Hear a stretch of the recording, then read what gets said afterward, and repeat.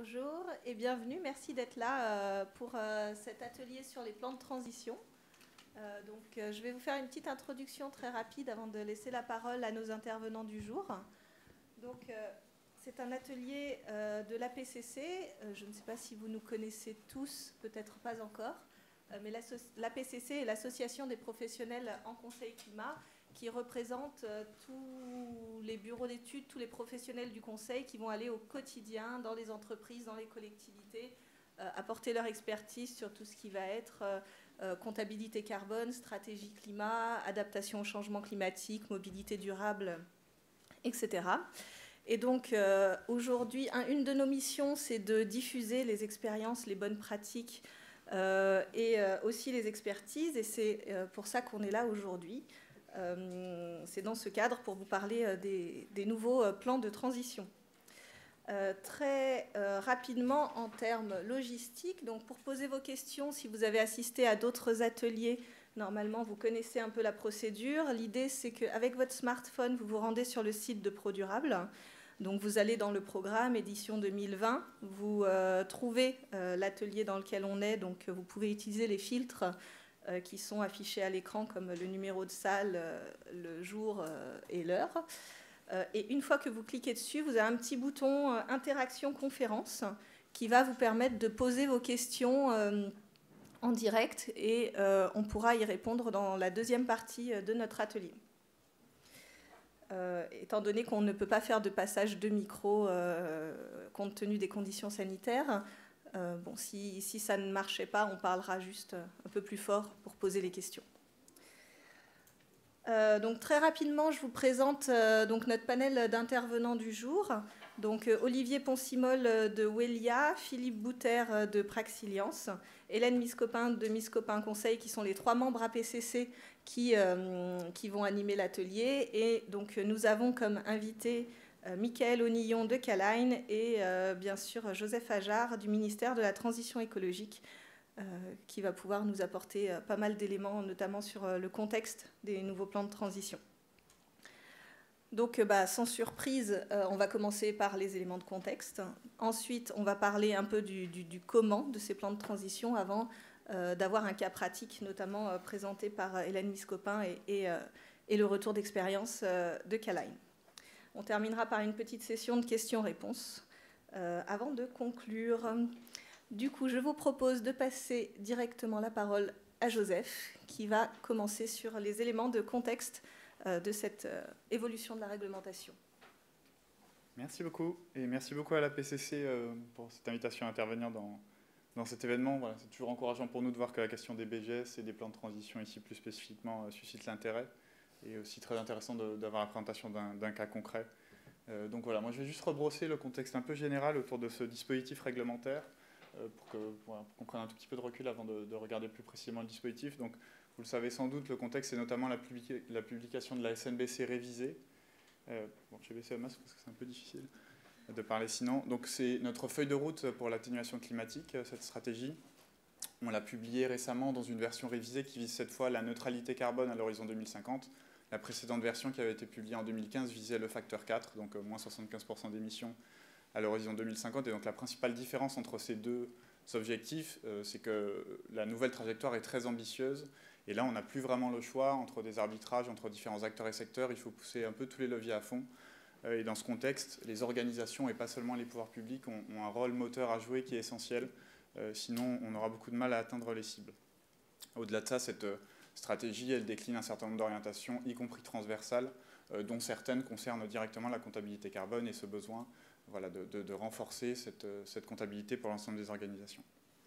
À côté de ça, il y a des attentes fortes qui sont exprimées, et de plus en plus fortes, par différents acteurs de la société. Les parlementaires d'abord, puisqu'à l'occasion de la loi énergie-climat de 2019, il y a eu des dispositions relatives au bilan d'émissions, et notamment cette introduction du plan de transition dont on va parler ici, qui remplace et précise un peu le plan d'action qui existait précédemment, vient des parlementaires. Ils ont aussi souhaité renforcer la sanction qui était prévue en cas de manquement. Donc voilà, c'est un sujet qui est aussi bien identifié chez les parlementaires.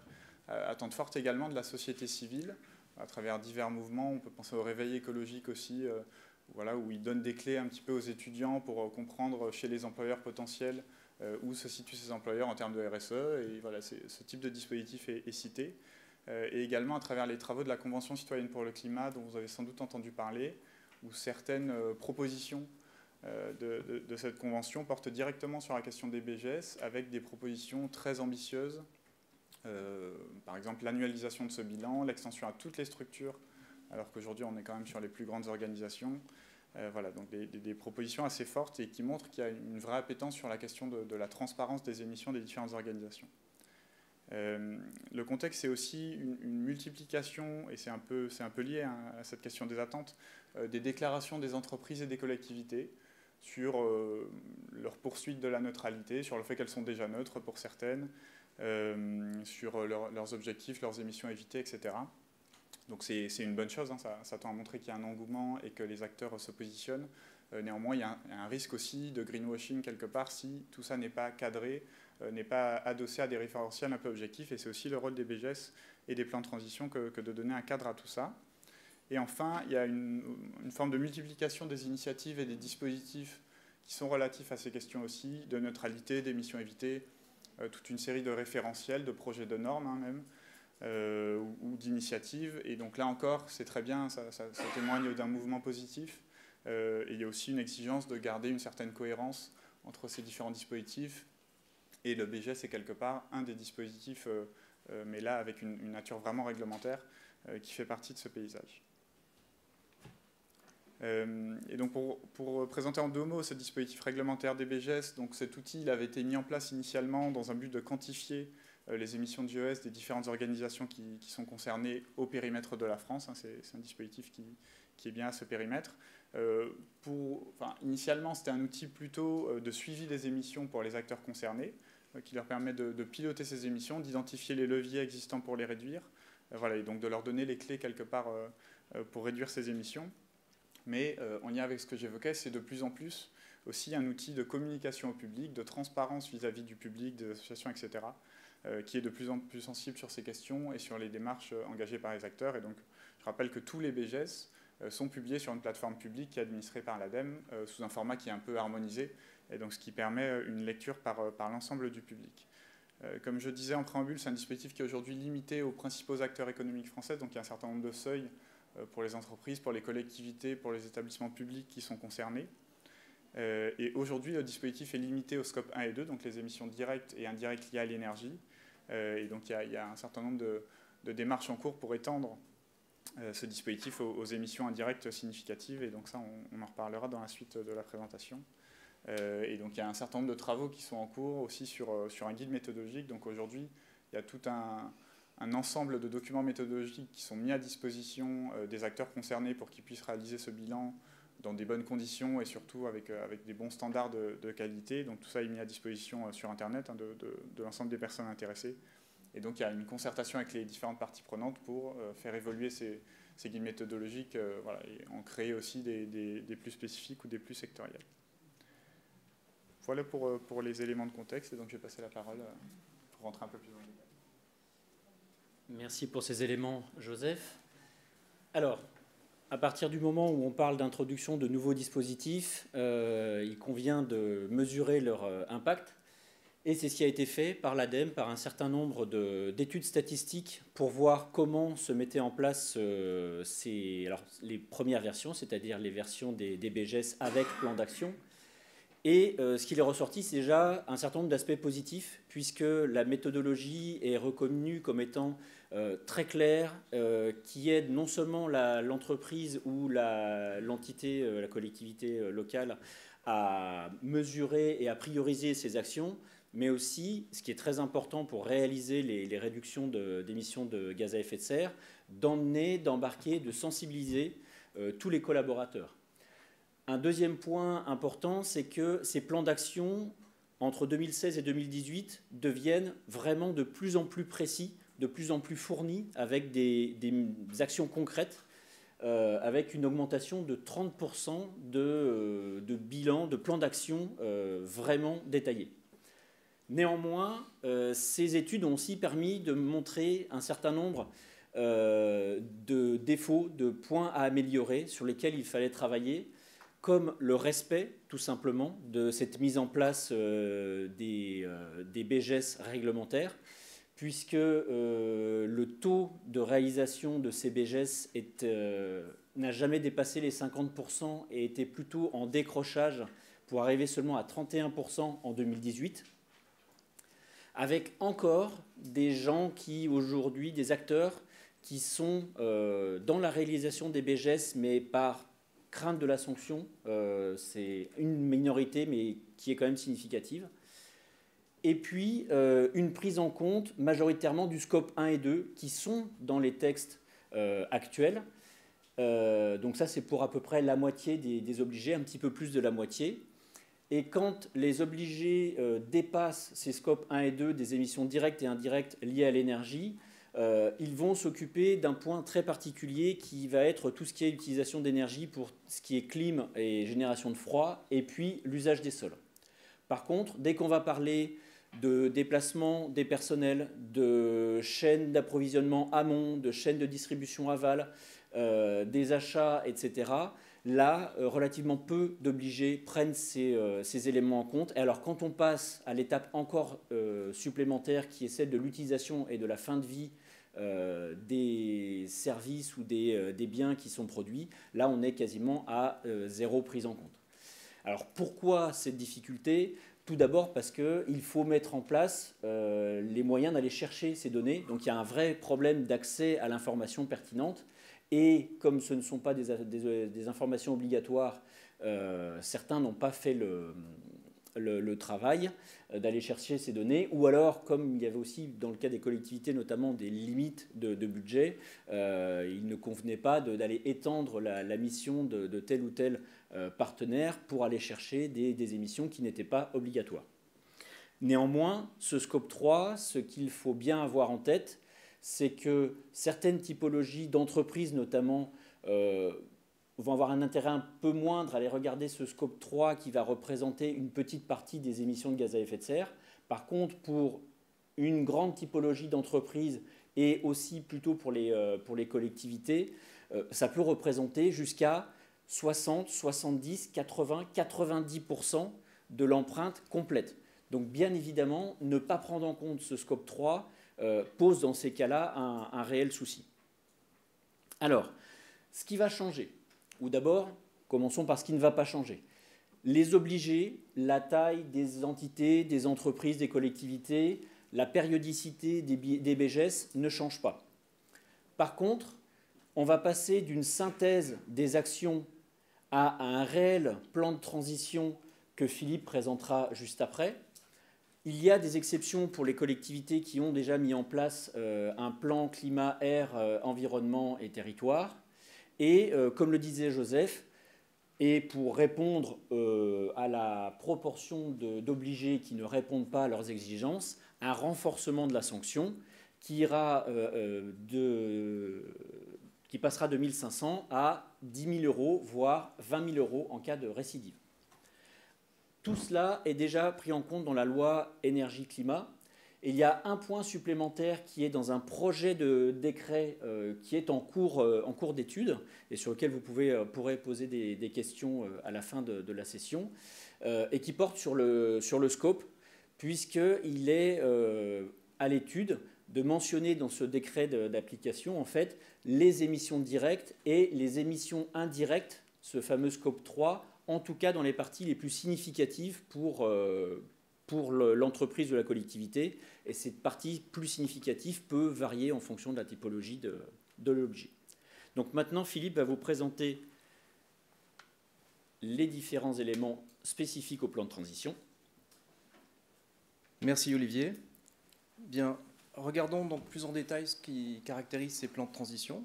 Pour cela, je vous propose d'avoir une démarche inspirée de l'ingénierie des systèmes. Je vous explique en quoi ça consiste. Il s'agit, pour caractériser les plans de transition, un système, regarder certains éléments liés à leur contexte, en l'occurrence les données d'entrée, les données de sortie, qu'est-ce qu'on attend des plans de transition, comment on pilote ce dispositif des plans de transition, pour s'assurer que ça va bien fonctionner dans la durée au niveau régional et national, Et enfin, quels sont les moyens et dispositifs à disposition pour les réaliser. Commençons par ce qu'on attend d'un plan de transition. Donc, il y a 4 points essentiels. Tout d'abord, les objectifs moyen et long terme de réduction d'émissions directes. Et ce qui est nouveau d'après le décret, c'est les objectifs de réduction d'émissions indirectes significatives. Donc ça, c'est nouveau. En deuxième point, c'est la quantification des actions, de manière à s'assurer qu'on est bien aligné avec les objectifs de la stratégie nationale bas carbone. Le troisième point, évidemment, le plan de transition, il doit inclure un plan d'action. Mais ce plan d'action, il doit définir quels sont les moyens qui vont être envisagés pour réaliser les actions. Et enfin, dernier point, les plans de transition doivent fournir un bilan des actions passées avec une justification des écarts. Donc il en découle qu'en données d'entrée, on a évidemment le dernier BGS réalisé, les résultats des actions passées. Maintenant, regardons côté pilotage. Tout ça, c'est défini par le Code de l'environnement. Le préfet de région, appuyé par la DREAL, va organiser et suivre la publication des plans de transition. Ils vont émettre un rapport d'évaluation régulièrement, qu'ils vont transmettre au pôle de coordination nationale et au conseil régional. Pour ceux qui ne savent pas ce que c'est que le pôle de coordination nationale, c'est un groupe de travail partenarial désigné par le ministère qui comporte une représentation du ministère, des services de l'État, des entreprises ou collectivités et de consultants. Donc, également, des acteurs essentiels pour le pilotage, c'est le public et les associations, parce qu'ils vont avoir accès aux données et aux publications des plans de transition. Tout ça, jusqu'à maintenant, ce que je vous ai présenté maintenant, ça n'a pas vraiment évolué avec la nouvelle loi. Ce qui change, c'est la sanction, comme l'a précisé Olivier, qui a été revue à la hausse. Et également, en discussion, la possibilité d'ouvrir en open data les données liées aux publications des plans de transition, ce qui pourrait évoluer vers la possibilité de sanctions de type name and shame. Ça, c'est en discussion. Quels sont les moyens et ressources pour les réaliser, ces plans de transition? Bien évidemment, la personne morale, entreprise ou collectivité, elle va devoir mobiliser ses propres ressources internes pour déclencher réaliser le plan de transition. Elle va s'appuyer sur ce guide méthodologique qui est justement rédigé par le pôle de coordination nationale, qui est à disposition gratuitement, mis à disposition par le ministère, et qui est accompagné par une base de données FAQ. Ça permet d'accompagner la méthodologie. Un acteur central, c'est l'ADEME. L'ADEME est central pour élaborer et mettre à disposition la plupart des outils et des méthodes pour réaliser les plans de transition. À ce sujet, on en mentionne 3 ici, mais il faut savoir qu'il y en a un certain nombre. Vous allez avoir la liste de ces ressources, pour ceux que ça intéresse, pour aller plus dans le détail, dans le support de la présentation. Il y a un slide où vous aurez les listes. Vous pourrez télécharger ça sur le site de l'APCC. Également, les consultants de l'APCC sont là pour les professionnels en conseil climat, énergie, environnement sont là pour aider, accompagner à choisir les bonnes méthodes et à réaliser les plans de transition. Pour résumer, les plans de transition, ce sont des exigences plus claires et ambitieuses, des sanctions qui sont revues à la hausse, et heureusement, il y a des moyens. Voilà. Donc ça, c'est le slide. Je ne vais pas le passer en revue. Vous pouvez le revoir sur le site de l'APCC. Et sans transition, on va passer au cas pratique. Avec Hélène. Merci Philippe. Alors, on va se rapprocher du terrain en fait, et voir la traduction de ces nouvelles dispositions vues depuis l'entreprise. Donc, en comparant la situation actuelle par rapport à ce qui est prévu. Donc, on part des écueils possibles d'un plan d'action climat. Et quand on présente ces écueils possibles, en fait, ce sont les écueils possibles de tout projet d'entreprise. Et je pense que ça peut faire écho auprès de différents projets que vous avez pu mener, soit en tant que cabinet de conseil, soit en tant qu'entreprise. Donc le premier écueil, il porte sur les jalons. Et c'est vrai que lorsque on parle d'horizon temporel à 2050, je parle trop loin du micro, c'est un horizon temporel qui est très éloigné, c'est dans 30 ans. Dans 30 ans, un certain nombre d'entre nous ne seront plus là, en tout cas professionnellement. Et donc ça signifie en fait que si on a cet horizon temporel à 2050, ça signifie qu'on a un pilotage à vue. Si on n'a pas de jalons plus proches, c'est un planning glissant. Voilà, ça signifie que les objectifs sont quand même assez flous. Et du coup, ça a un impact direct sur l'engagement des responsables. Quand on parle de responsables, ce sont les responsables de l'entreprise, mais également les responsables RSE ou les managers du management intermédiaire qui ne se sentent pas embarqués, en fait, qui ne se sentent pas embarqués dans le projet. Donc, premier écueil, celui qui porte donc sur les jalons. Le deuxième écueil porte sur le cadre du projet. Qui peut, par exemple, être victime des idées reçues ou bien de l'intuition qu'on peut avoir sur les émissions de gaz à effet de serre de son activité. Et d'ailleurs, d'expérience, on se rend compte que quand on livre un bilan carbone ou un BGS à un client, que ce soit une collectivité locale ou une entreprise, bien souvent, ça réserve des surprises parce qu'on ne s'attend pas en fait, aux résultats poste par poste. Voilà, donc les convictions peuvent constituer un écueil pour un plan d'action. Ensuite, concernant le cadre toujours, le fait d'avoir des supports, des périmètres, des représentations et des indicateurs hétérogènes, du coup, cette hétérogénéité induit le doute et donc ne permet pas de suivre la progression poste par poste de la réduction des émissions de gaz à effet de serre. Et c'est très important d'avoir des outils de pilotage qui permettent de visualiser cette progression et d'avoir des outils de pilotage homogènes. Le troisième écueil est constitué par les moyens. Je suis sûre que ça vous parle. Vous avez tous connu des projets d'entreprise super bien ficelés, avec des objectifs, des plans d'action, des indicateurs, mais pas de moyens. Parce que lorsqu'on parle de dégager des moyens c'est quoi ? C'est un budget financier, mais c'est aussi du temps homme. Et donc, un projet où on a zéro temps homme dégagé par le manager pour permettre à son équipe de s'impliquer dans le projet, c'est un projet qui n'avancera pas. Voilà, donc il faut aller rentrer vraiment dans le concret de la définition des moyens. Donc, c'est un budget, comme on l'a dit, c'est du temps homme. C'est les missions du pilote qui doivent être clairement définies et les contributeurs et quel est le rôle de chaque contributeur pour faire avancer ce projet. Et on verra ultérieurement avec notamment Michael que les contributeurs, ils peuvent être internes à l'entreprise, mais ils peuvent être aussi externes à l'entreprise. Résultat de ces trois écueils possibles, c'est qu'on a un problème de cohérence d'ensemble. Si les jalons, le cadre et les moyens ne sont pas clairement définis, on va avoir un problème de cohérence d'ensemble parce que le projet ne sera pas en cohésion avec la stratégie de l'entreprise et avec ses objectifs. Et par ailleurs, il sera très compliqué de prioriser les actions. Et enfin, conséquence de tout ça, c'est l'envie. L'envie d'y aller, l'envie de la part de la direction générale, l'envie de la part des managers, l'envie de la part des collaborateurs.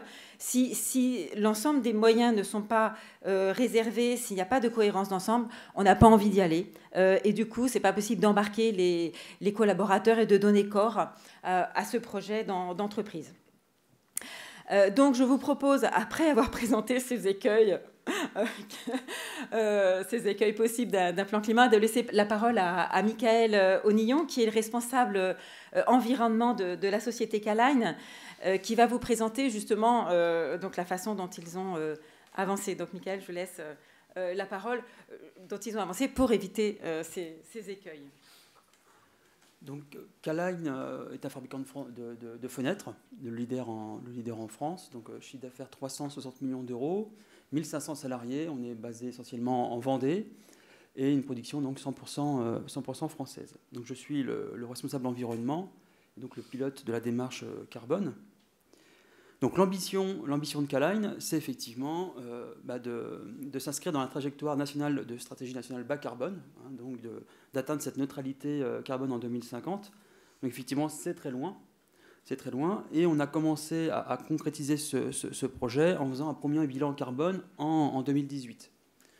Donc on a fait cet état des lieux, et puis on s'est projeté, effectivement, en se disant, effectivement, pour être neutre en 2050, quelles sont les macro-actions qu'on peut mener, et en tout cas, quelle est la trajectoire qu'on doit avoir en essayant de prendre en compte aussi notre croissance. Donc on a identifié des chantiers sur l'ensemble des scopes, scope 1, scope 2 et scope 3. Le scope 3, effectivement, avait une importance très significative pour nous, donc il fallait absolument prendre en compte. Et donc, grâce à cet état des lieux, on a ciblé différents chantiers sur les achats, les bâtiments, les process de production, le transport, transport amont, aval, mais aussi des déplacements des salariés, domicile-travail. Donc, on a fait cet état des lieux, ciblé des priorités, nommé un pilote, donc moi-même. C'est un sujet, effectivement, qui a mûri au fil des mois au niveau de la direction. Donc on a fait un premier état des lieux, mais il a fallu le partager, l'expliquer, vulgariser pour que tout le monde puisse se l'approprier.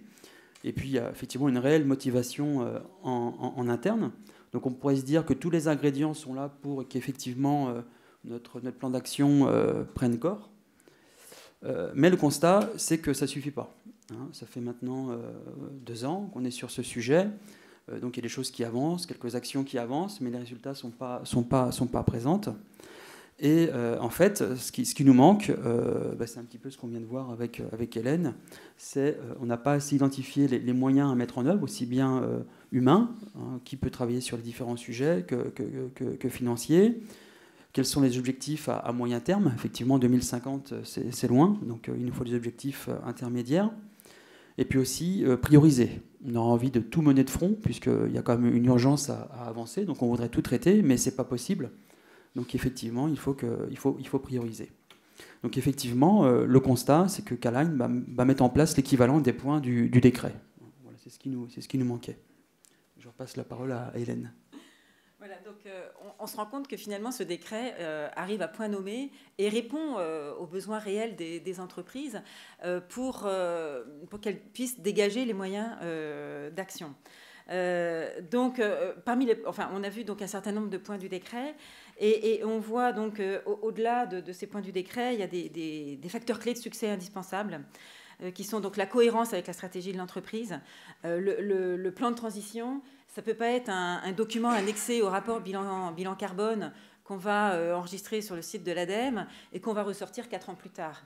Ça c'est clair. Enfin, il y a une vie entre 2 bilans carbone et c'est cette vie-là qui est la plus importante. Le bilan carbone, il est là pour acter finalement les progrès. Il n'est pas là pour valoriser, pour dire voilà, j'ai fait mon bilan carbone.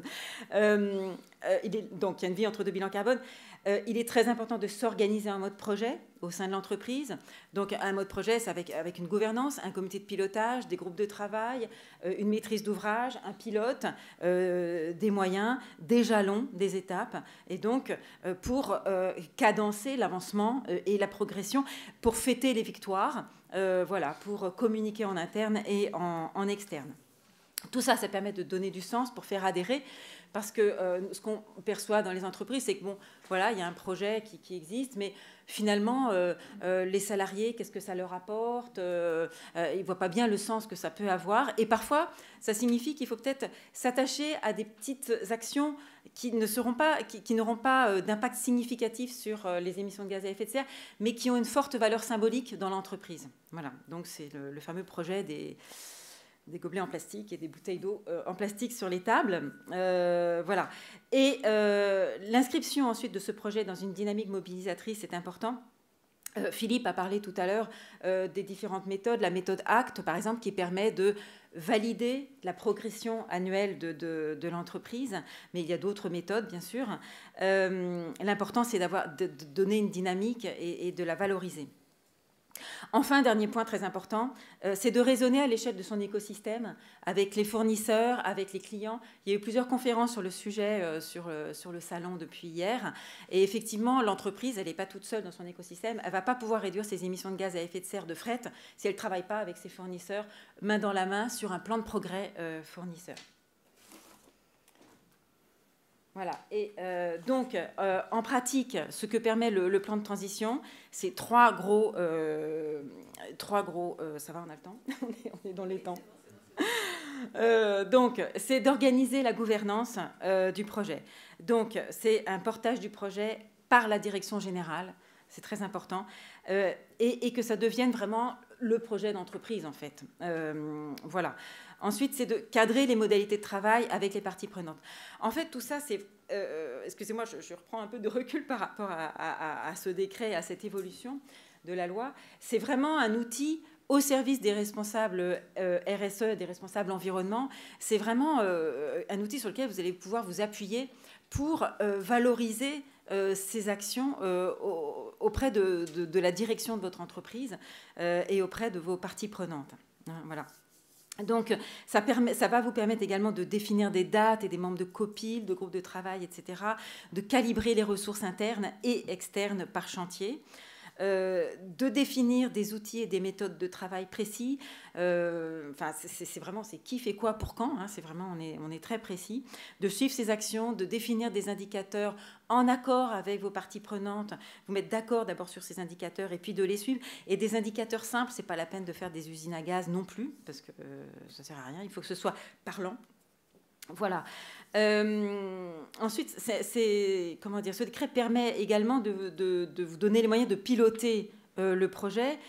Donc, c'est concevoir le plan de transition à l'échelle de l'écosystème. Ça, c'est vraiment important parce qu'en fait, tout le monde a les mêmes objectifs. Hein. Aujourd'hui, la SNBC, elle s'applique à tout le monde. Tout le monde doit réduire ses émissions de gaz à effet de serre. Définir des indicateurs, on en a parlé. Prioriser les projets. Michael en a parlé. Quand on mène tous les projets de front, on n'avance pas, quoi. C'est un mur, on a un mur devant soi. Donc là, il faut vraiment prioriser en fonction de critères sur lesquels on se met d'accord. Et le ROI fait aussi partie des critères, c'est clair.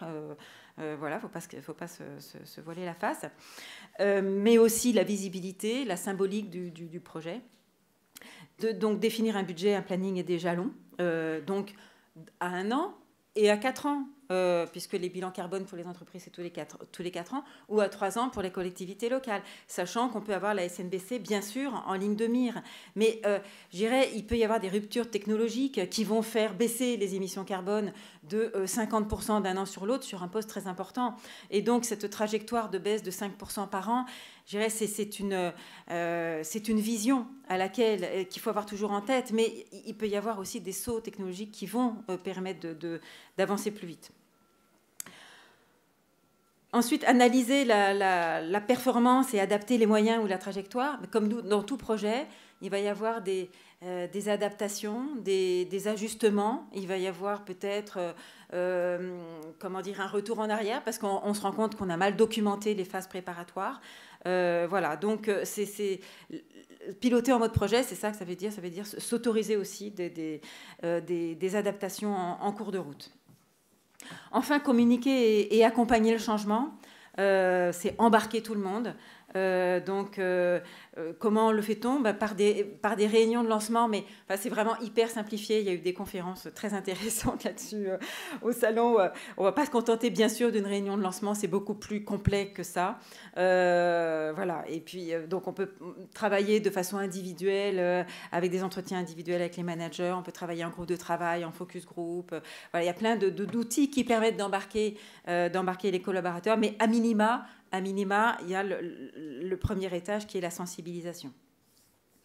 Et puis ensuite, continuer d'embarquer les collaborateurs avec en mettant en avant le sens et les objectifs du projet, en partageant ce sens et ces objectifs.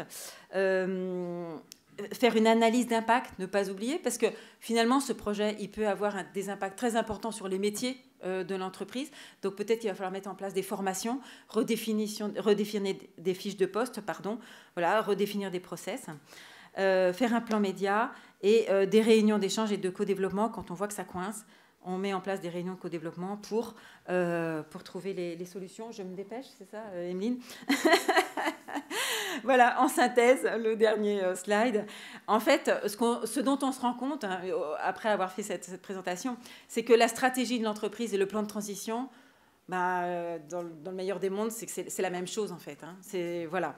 En tout cas, ils ne peuvent pas être opposés, ils se complètent.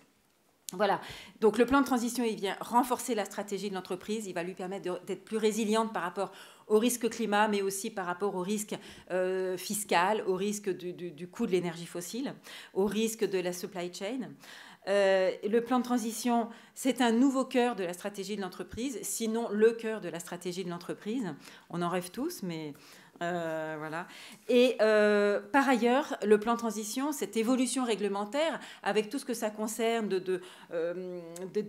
d'augmentation à 10 000 € de la sanction, etc., ça rend le responsable environnement plus visible et plus proche de la direction générale. Ça repositionne ses missions au sein de l'entreprise. Voilà, j'en ai terminé. Merci beaucoup à tous pour tous ces éléments. J'espère que ça vous a inspiré. Olivier et Philippe, je crois qu'on a des questions. Il y a déjà une première question intéressante. C'est quelle est la date prévisionnelle de publication du décret qui précise la prise en compte du scope 3 ? Je pense que Joseph, peut-être tu peux nous éclairer sur... Alors n'hésitez pas à poser toutes vos questions dans le chat. Allez-y. Oui, alors effectivement, on a travaillé sur un projet de texte qui a été mis en concertation avec ce qu'on appelle le pôle de coordination nationale, donc qui représente l'ensemble des acteurs concernés par les BGS. Et donc il nous resterait à engager ce qu'on appelle les consultations obligatoires, donc notamment passer devant le Conseil d'État comme c'est un projet de texte réglementaire. Donc voilà, ça peut être une affaire de mois, et donc on envisageait nous que cette obligation entrerait en vigueur plutôt à la mi-2021. Donc on est à peu près sur ce calendrier. C'est intéressant de noter d'ailleurs que les membres de la Convention citoyenne pour le climat ont aussi dans leur proposition souhaité que pour les plus grands acteurs, le scope 3 soit désormais obligatoire.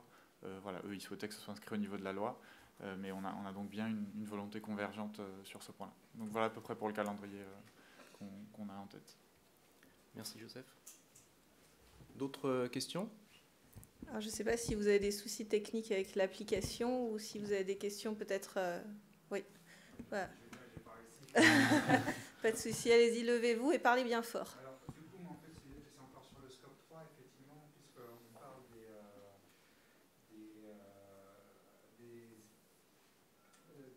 actions, enfin, des actions pertinentes pour le scope 3 à venir, mais il faudra les définir, ces actions-là, à un moment donné. Donc, comment est-ce que c'est envisagé de ce côté-là? C'est un bilan carbone, en général, qui va nous dire c'est sur cette partie-là qu'on a plus à faire, quoi. Alors, bon, voilà, les deux sujets sont vraiment liés. Donc, dans le dispositif réglementaire, il y a la partie vraiment bilan où on est sur une forme de comptabilité et donc c'est assez normé. Donc, ça permet de voir poste par poste où on en est des émissions sur les différents scopes.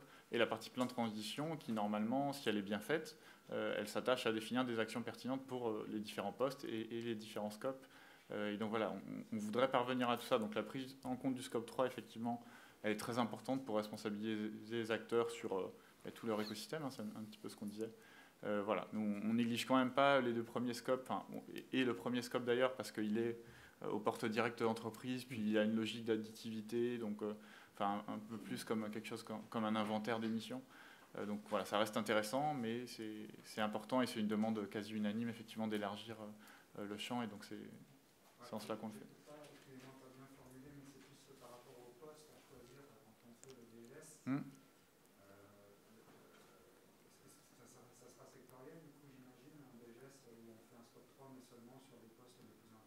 Oui, sur les postes d'émissions significatives. Donc aujourd'hui, c'est formulé de cette façon, hein, les postes d'émissions significatives dans une norme ISO. Et d'ailleurs, on s'adosse au maximum sur cette norme pour ne pas multiplier les références.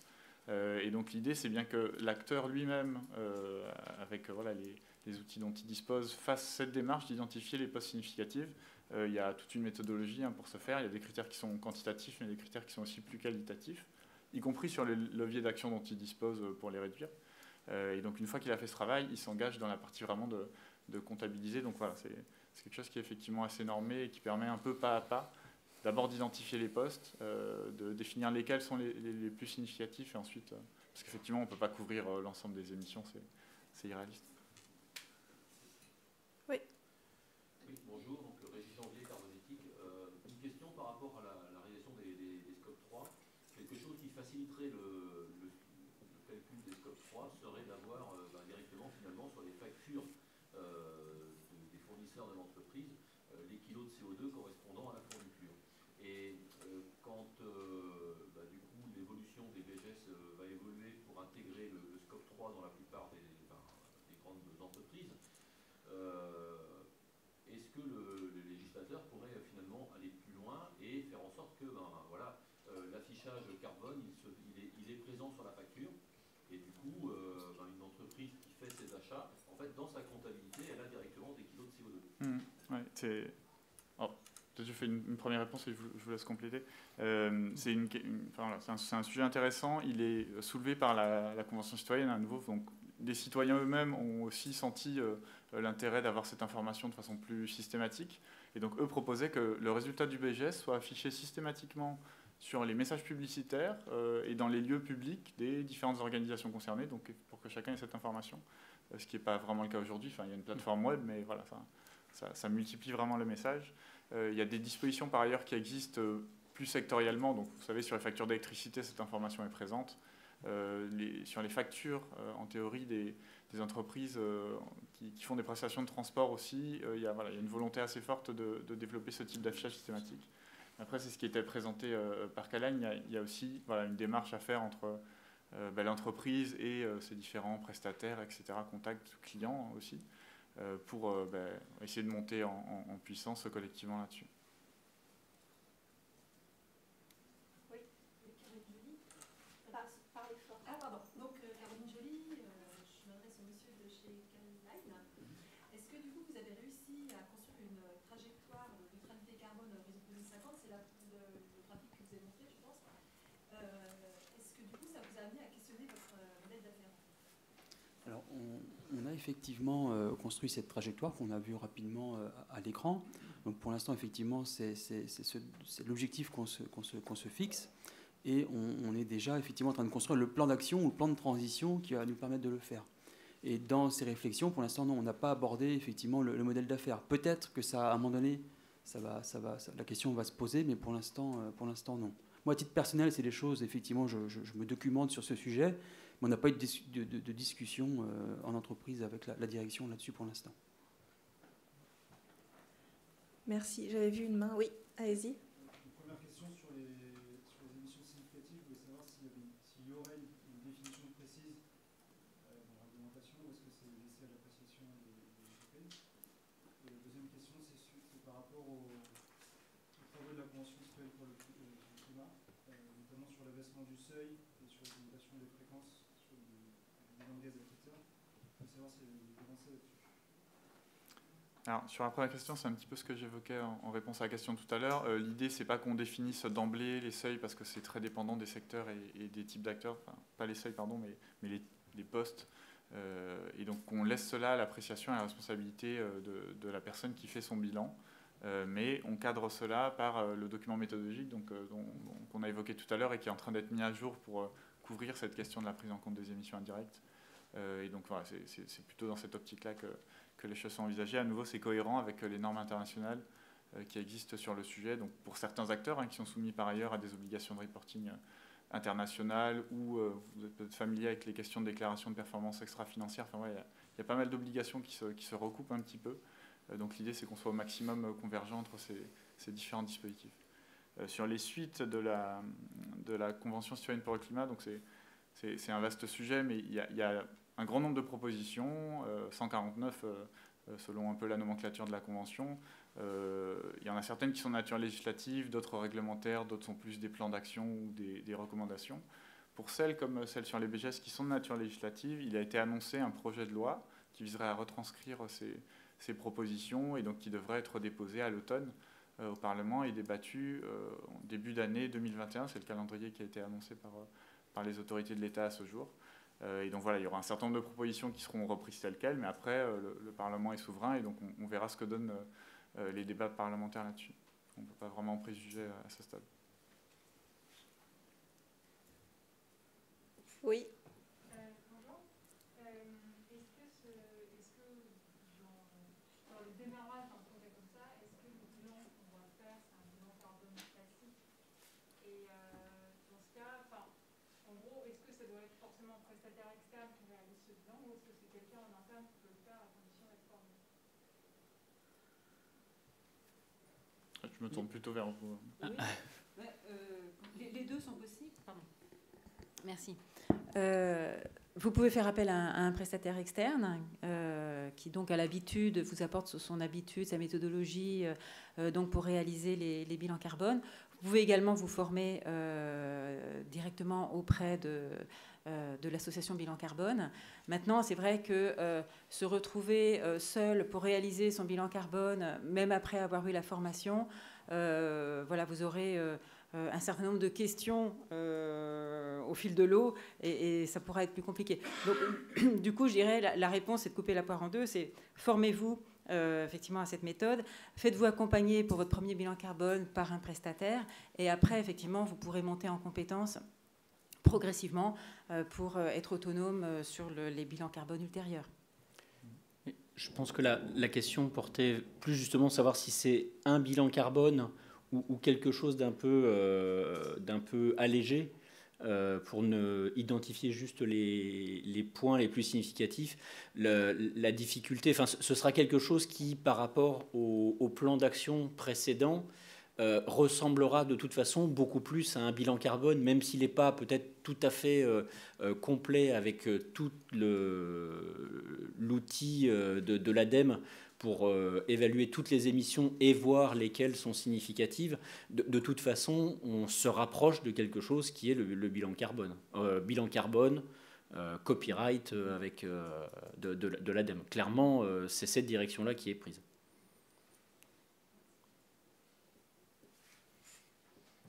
On vient de nous faire signe. C'est ça, qu'on avait épuisé le temps. Donc j'espère qu'on a aussi épuisé les questions que vous pouvez avoir. Très rapidement, n'hésitez pas à nous poser des questions complémentaires par mail si vous en ressentez le besoin. Et je voulais conclure là-dessus sur les événements qui arrivent à la PCC. Donc on organise beaucoup d'événements comme celui-là et principalement en virtuel. Donc les prochains événements qui arrivent donc, sont en virtuel, donc sur décarboner le secteur de la santé et la prise de compétences, une opportunité pour les territoires. Et vous avez dû voir passer les flyers. Donc vous retrouvez tout ça sur le site de la PCC ainsi que les slides de la présentation du jour. On va les mettre dans les jours qui arrivent. Et on organise également le sommet virtuel du climat. On a fait une édition en 2019. Vous avez tous les replays sur le site avec énormément de sujets divers et variés. Normalement, il y en a vraiment pour tous les goûts.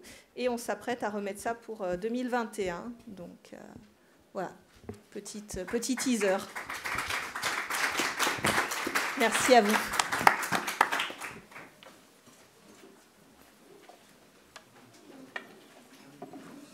Ce que tu disais sur les collectivités qui ont 90% de leurs émissions Scope 3, c'était plutôt pour les émissions territoriales? Alors, je ne sais pas si c'est ceux qui étaient x6, je ne sais plus si c'est...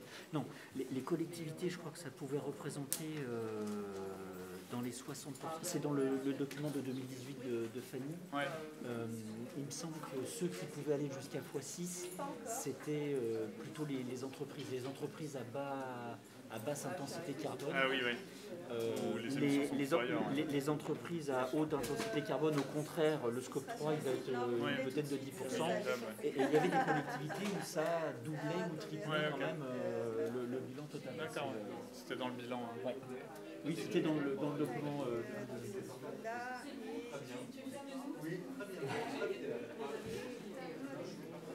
Bonjour. J'avais une question que vous poser sur le décret de GES. Oui. Vous avez évoqué sur la prise en compte des émissions indirectes. Je ne suis pas présenté, je suis Benjamin Pédé, et les conseils en bilan carbone. indirecte significative, il y a la question de rendre en open data les plans de transition, si j'ai bien compris. Alors, les plans de transition, c'est pas forcément ça qui est le plus intéressant parce que ça, c'est du texte. Mais en tout cas, la base de données, les bilans, où là, scope par scope, on peut avoir un chiffre et après, je pense qu'on peut faire un peu d'exploitation intéressante. Tout ça est public aujourd'hui. Oui, c'est vrai. Il y a des gens qui s'amusent à siphonner la plateforme d'ADEME. Il n'y a pas d'informations nouvelles. Et c'est plutôt structurer le jeu de données pour que